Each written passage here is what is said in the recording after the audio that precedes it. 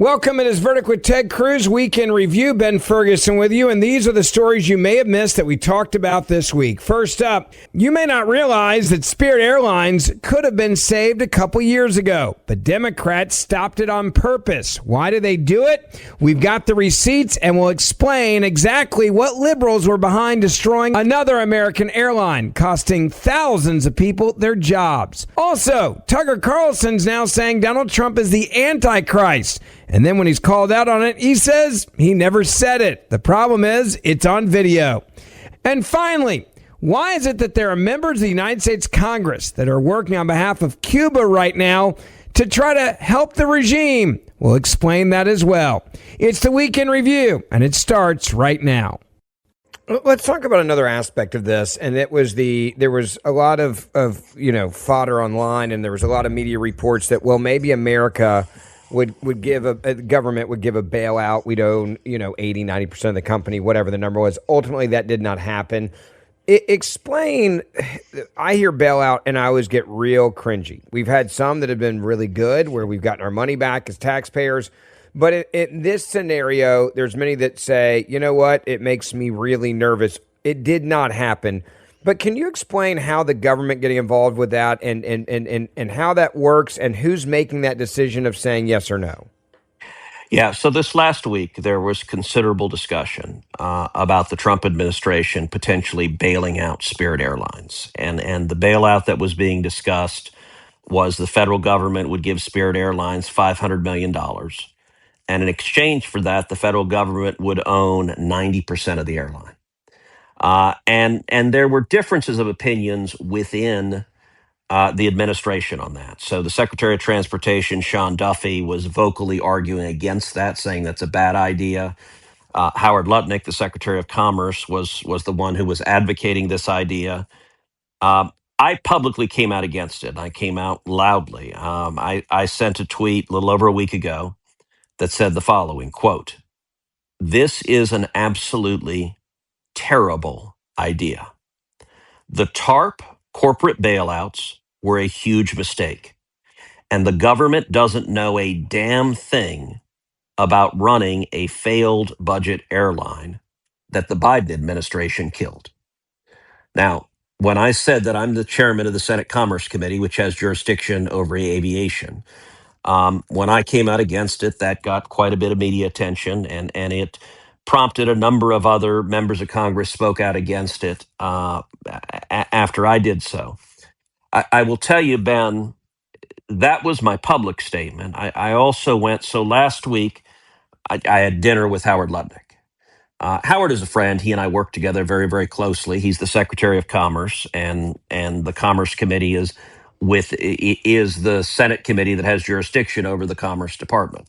So Howard and I had dinner last week, and a good chunk of the dinner was spent discussing the potential Spirit bailout. And I will tell you, one-on-one with Howard, it was just the two of us having dinner. I leaned in really hard and said, this is an absolutely horrible idea. Corporate bailouts are a bad strategy. They were a bad strategy when we did TARP. They're a bad strategy when you have the government coming in and bailing out giant corporations. But they're particularly bad when the government doesn't know a damn thing about the business. And so if we'd ended up giving $500 million to Spirit and having the federal government own 90% of Spirit, number one, I believe we would have lost our money. In fact, I had said somewhat cynically, a better idea was simply to put $500 million in a pile on the floor, pour gasoline on it, and light it. Yeah. Because then at least you'd get some warmth. You could like roast marshmallows by it. That would get something positive and beneficial from it. But fundamentally, who in their right mind thinks the federal government knows anything about how you run an airline? How do you set pilot schedules? How do you run baggage handling? How do you make sure somebody's suitcase that's headed to Pittsburgh doesn't end up in Milwaukee? How do you negotiate with pilots unions, with flight attendant unions? How do you ensure safety? And all of that, the federal government doesn't know a blooming thing about it. And it is a really dangerous road. Look, there are some voices and some voices within the administration that are pretty excited about the federal government taking ownership shares in lots and lots of companies. I think that is a really bad idea. Um, and Ben, I'm going to harken back to when I was a kid, when I was in high school. And you may recall I was part of a group in Houston that was called the Constitutional Corroborators, and it was started by this nonprofit in Houston called the Free Enterprise Education Center. And as high school kids, we studied free market economics. We read Milton Friedman and Hayek and Bastiat and von Mises, and we studied the Constitution. And we ended up touring around Texas speaking on the Constitution. And it was 5 high school students. We would set up easels and say we'd go to like a Rotary Club or a Kiwanis Club or a Lions Club, and folks would be sitting there having lunch. And the 5 high school students would set up easels, and we would write from memory the entire Constitution in short mnemonic form.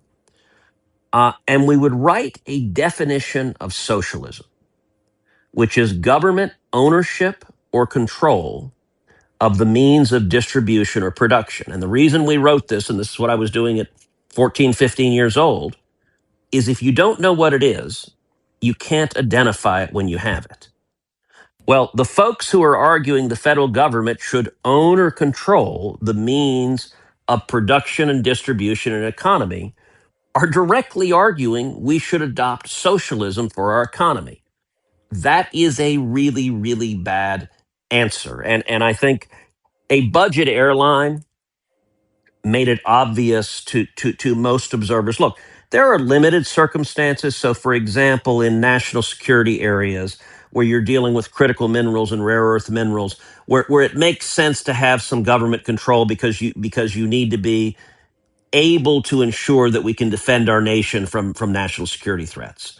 But outside that very limited category, it is a really dangerous, slippery slope to start having the government be a shareholder and especially be the biggest shareholder in major companies. That's how you lose the competitiveness. That's how you lose the incredible success of the American free enterprise system.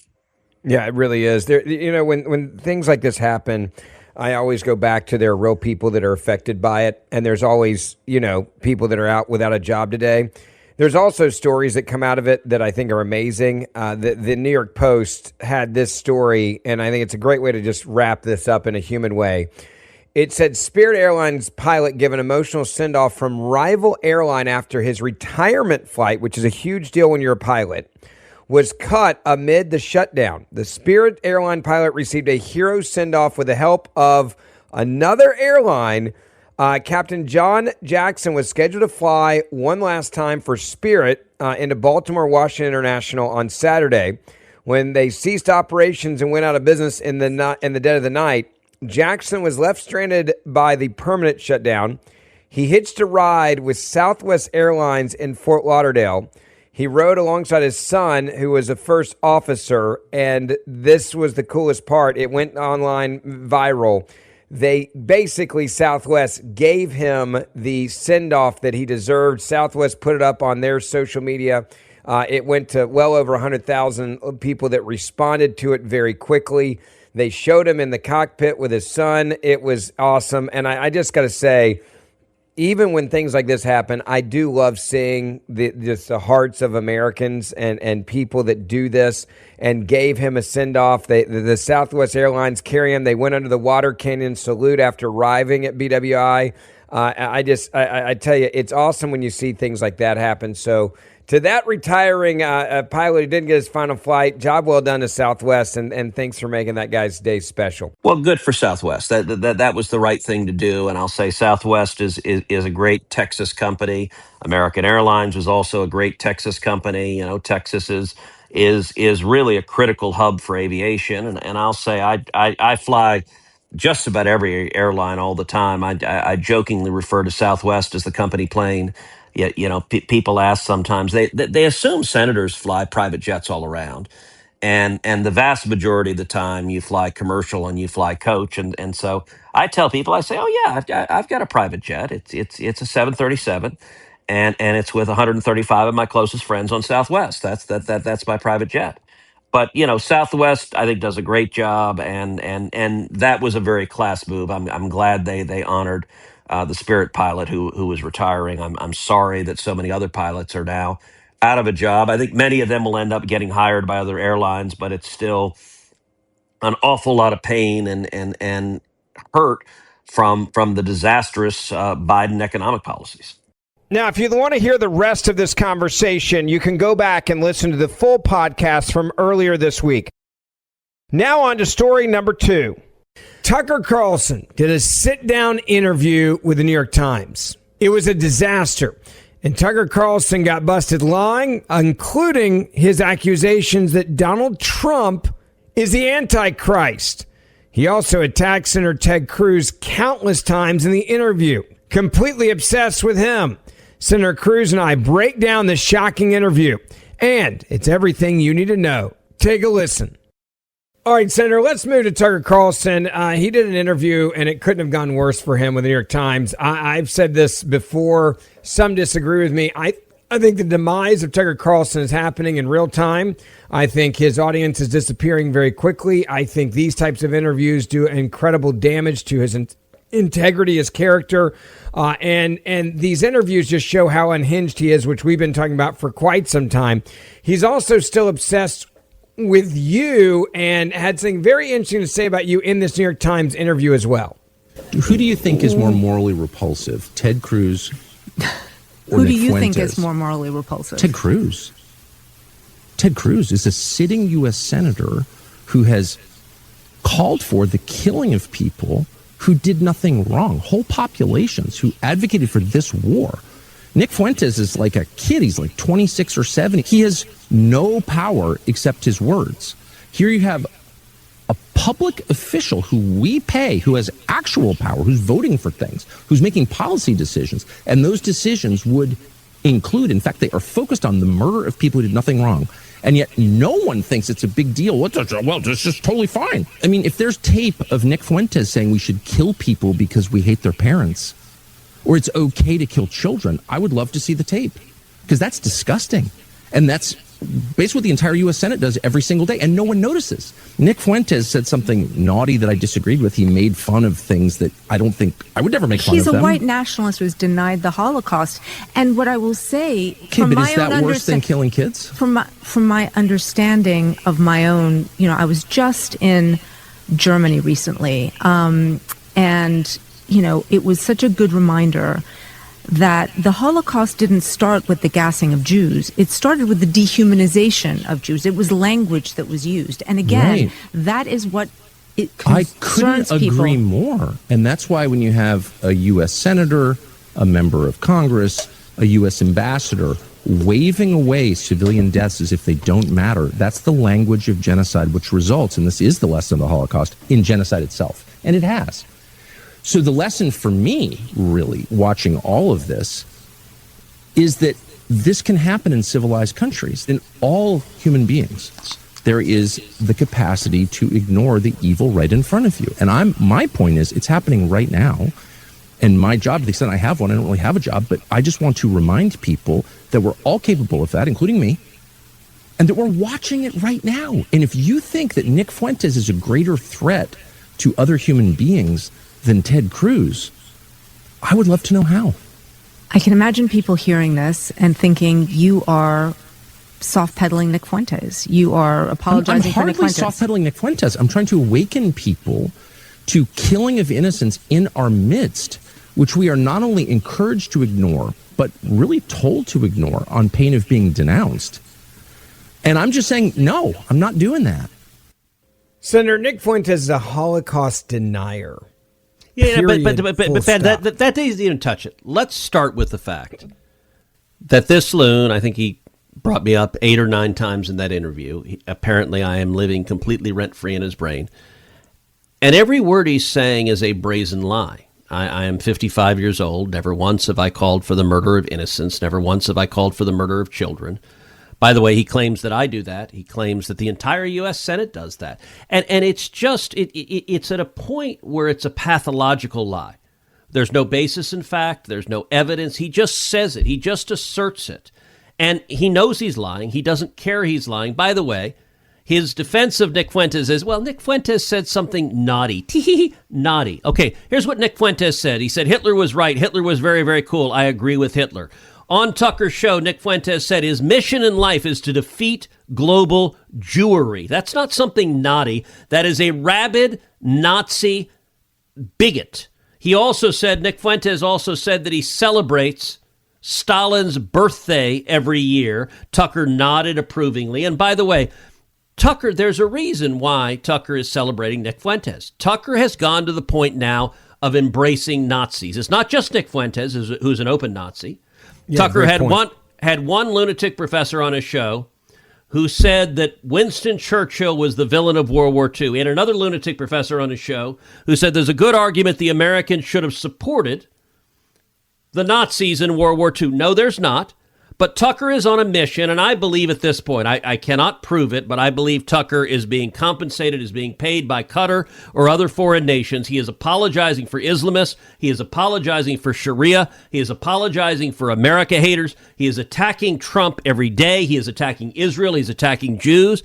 He knows he's lying about me, but his mission is also to normalize Nazis. By the way, one of the things he said this week is Graham Plattner, the lunatic Democrat nominee, or likely nominee, almost inevitable nominee in Maine for Senate, who is a self-described communist. Graham Plattner says, I am a communist, and who has not just a Nazi tattoo on his chest, but a Totenkopf, which is the tattoo of the SS in the death chambers of the concentration camps. You know what Tucker Carlson said? Oh, I want to interview Graham Plattner. I'm sure they do.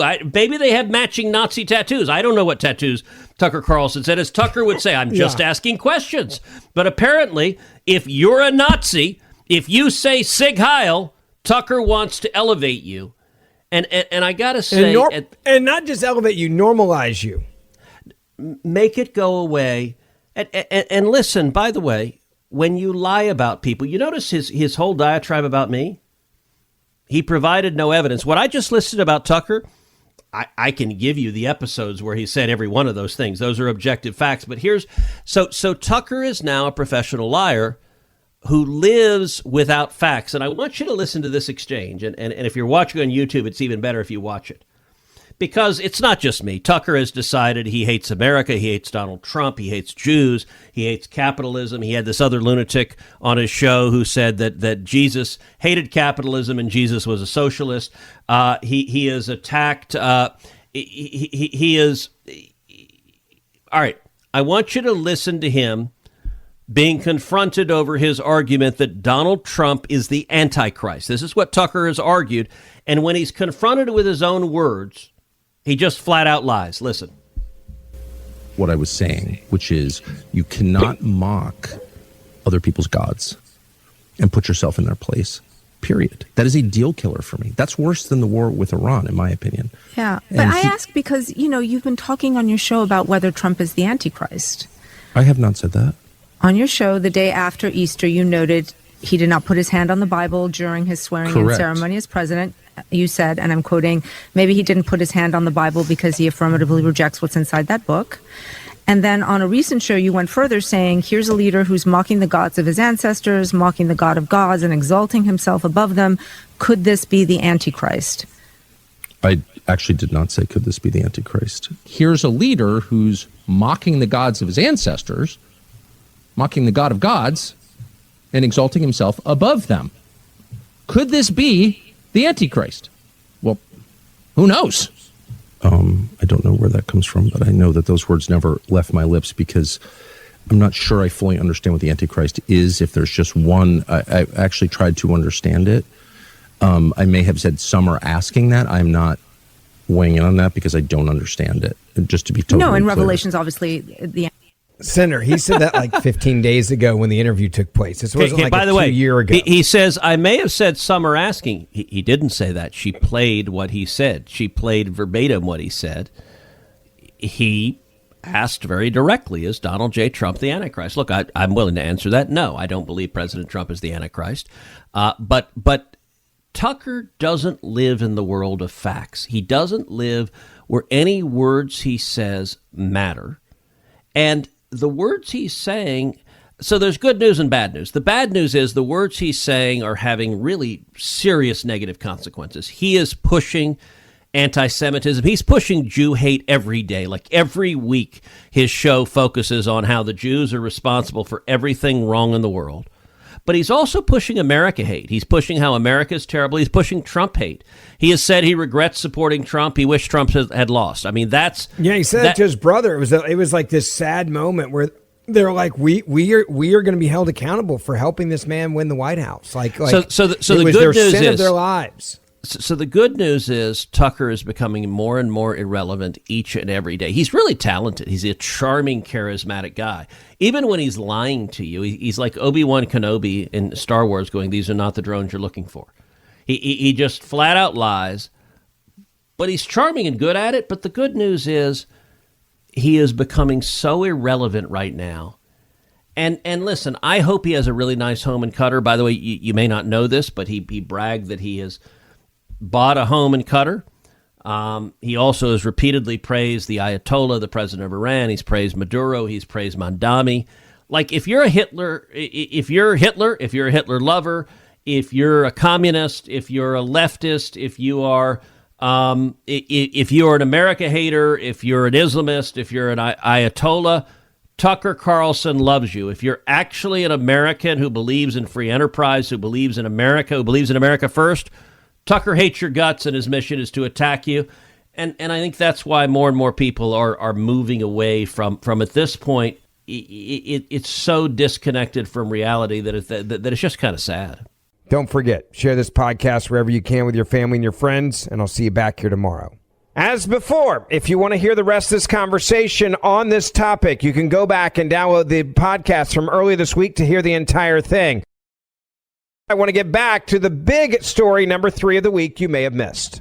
All right, Senator, this is a very interesting and just weird story. You have a liberal Democratic Congresswoman, Jayapaul, who defies President Trump to literally go work with a foreign country, Cuba, to try to get them oil. And I'm pretty sure that if I'm looking at this the right way, this could be against the law. What she's now trying to do is again, advocate for Cuba right now. Well, Ben, let me make a statement that I don't want to be true. And I want to make the statement, and then we're going to assess the facts to determine if it's true. Here's the statement. Too many elected Democrats in Congress hate America and actively, aggressively, and enthusiastically support the communist enemies of America. Now, as I say that, listen, as someone who loves our country, I hate saying those words. I don't want them to be true. I want you to listen to the words of Pramila Jayapaul, who is a left-wing, progressive, communist member of the Democrat Party from Washington. Listen to what she had to say about what she's been doing lately. In January, Trump issued an executive order threatening tariffs on any country supplying fuel to Cuba. This was this January, just a few months ago. And oil shipments from Venezuela, that's where Cuba had been getting its oil, were halted after the U.S. operations to kidnap Nicolas Maduro. Since January, only one Russian tanker of oil has made it to Cuba. In fact, it landed just a couple of days before I landed. And one tanker has enough oil basically for 10 to 14 days of Cuba's oil needs. So it's a very limited amount of time. Now, Russia has said they're going to send another tanker. I was in conversations with the ambassadors from Mexico and some other places, and I know other countries in Latin America are trying to figure out how to get oil there. But it is a crisis beyond imagination. Just this past Friday, on May 1st, Trump signed a broad executive order that widens sanctions and allows for new penalties similar to what we have for Iran and Russia against foreign banks and firms that are dealing with Cuba, and it also reinforces the ban on U.S. tourism. I have called these sanctions an economic bombing of the infrastructure of Cuba. It is illegal. It is against the war. We've been talking about this in Iran, obviously, to bomb the infrastructure of any country. That is against international law. This is essentially doing the same thing.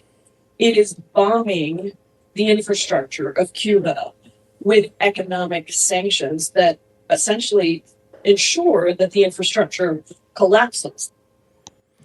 There's something interesting that she said there. She kept saying the kidnap of Maduro like it was a crime, Senator. I'm like, I mean this. Like, whose side is she on? Is it on the side of Maduro and the communists in Cuba? Because the way she said it there, she was saying it like it was a crime what America was doing. So listen, there used to be a rule that politics ends at our water's edge. I like that rule. I liked a time where we said, gosh, Democrats and Republicans will disagree. We'll disagree on how high the top marginal tax rate should be. We'll disagree on some policy questions. But when it comes to defending America, when it comes to standing with American servicemen and women, when it comes to standing up against our enemies, we're going to stand united. Sadly, that is not this world. Representative Jayapaul, who I've never met, she's a very, very left-wing. She is part of the squad. She is part of AOC and Ilhan Omar and these extremely left-wing House members. Look, when she says the kidnapping of Nicolas Maduro, understand Nicolas Maduro was indicted for being a massive narco trafficker. Our FBI came down, executed a legitimate arrest warrant. The Delta Force accompanied them to carry out that arrest warrant. She describes it as the kidnapping. That is language that is identical to what every enemy of America would say. The last I checked, executing a legitimate arrest warrant. Nicolas Maduro, number one, he's a tyrant who's responsible for massive oppression of his people, for murder, for torture, he has destroyed Venezuela just like Hugo Chavez has. But you know what? That's not what he was indicted for. That's not what he was arrested for. He is a huge narco trafficker, and he has killed thousands of Americans through the drugs he's flooded into this country. And her view is Nicolas Maduro is the victim. It is the evil American government that dared arrest this narco trafficker. So on Cuba, understand, she is unambiguous. She stands with the Cuban Communist government. And I will say this. My family was imprisoned and tortured by Cuban communists. I don't take this as cute. I don't take this as fun. I get that she's from Washington State. I get there are a bunch of leftists who snap their fingers at yes, communism is wonderful because they're soft and weak and they hate America. But I got to say, the idea that they're actively trying to smuggle fuel into Cuba because their objective is they want the communist regime in Cuba to stand, to exist. I find infuriating. Look, Ben, did you ever have a chance to meet my Tia Sonia? Yes, I actually did once at an election event. Okay. My Tia Sonia, my aunt, she's my father's kid sister. I adored her. She was an amazing, spectacular person. She passed away earlier this year. Yeah. My nickname, what I've called her my whole life, is my Tia Loca, which is Spanish for crazy aunt. She was a fireball. She died at 82. She lived a wonderful life, a life that I celebrate. She was in Cuba after the revolution. She fought in the Cuban Revolution. She was tortured in Cuban prisons. When she was dying, she lived in Dallas. She was fading away earlier this year. And she was on her deathbed. We all knew she was going. And I told her it was right after Maduro had been arrested. And I told her, I said, Tia, we just arrested Maduro. Cuba's next. Cuba is going to fall. And I got to say, the look of joy in her face. And there are millions of people in America. Millions of Cuban Americans, millions of Venezuelan Americans, millions of Chinese Americans and Korean Americans, and everyone who has been a victim of communism, who has understood, listen, Ben, I believe communism is the most evil ideology that the world has ever produced. There's been no ideology in American history and world history that has resulted in more murder, more torture, more slavery, more oppression, more poverty, and more misery than China. And to listen to an elected member of Congress, a leader of the Democrat Party, saying she desperately wants to smuggle fuel in because her objective is to save the communist government in Cuba. I got to say, it will be an amazing thing. I don't know what's going to happen in Cuba, but we have a greater opportunity right now than at any point in my lifetime to see the communist regime fall. And then here's what I want to see happen. I want to see this communist regime fall. I want to see a new government in Cuba that is democratically elected, that is legitimate, that is just two things, that embraces free markets, Yeah. and that wants to be friends with America. And let me tell you what that will look like if that happens. Number one, I would love to see Cuba be this oasis of free enterprise, much like a Singapore or a Hong Kong before China took it over. I think it could be extraordinary. But number two, Cuba has a massive advantage. There are millions of Cuban expats, Cubans who fled Cuba, came to America seeking freedom, who, if Cuba had a free market government that was friends with America, would eagerly invest in Cuba. There would be billions of dollars, tens of billions of dollars that would be invested in Cuba. You would see a mass of capital. Cuba is stuck in the dark ages. It's like going to Cuba, and I've never been. I will go to Cuba when we have a free Cuba. I do not wish to go to Cuba under communism. But Cuba, the cars they drive, do you know the cars they drive are from the 1950s?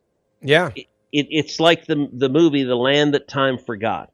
When the revolution happened, the cars stopped, the innovation stopped, the food stopped, the misery stopped, the poverty, everything froze in time. And I'll tell you, Cuba has some of the most beautiful beaches on the face of the planet.